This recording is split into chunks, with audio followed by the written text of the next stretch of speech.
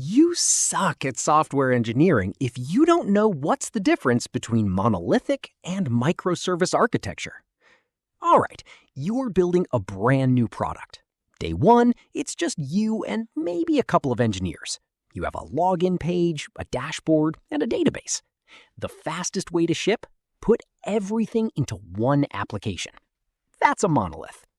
It works beautifully at first. One code base, one deployment. If you change something, you deploy once and you're done. Debugging is easy because every request stays inside the same application. But then the product takes off. Now, hundreds of developers are working on the same code base. Someone updates the payments module, and suddenly user profiles stop working. Every deployment feels risky because even a tiny bug can bring down the entire application. Scaling becomes painful too.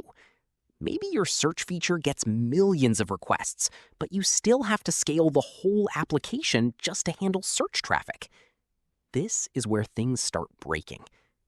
At this point, I'd split the application into modular services. Search becomes its own service. Payments gets its own service. Notifications become another. Each team owns one service, deploys independently, and scales only what needs more resources. Sounds perfect, until it isn't.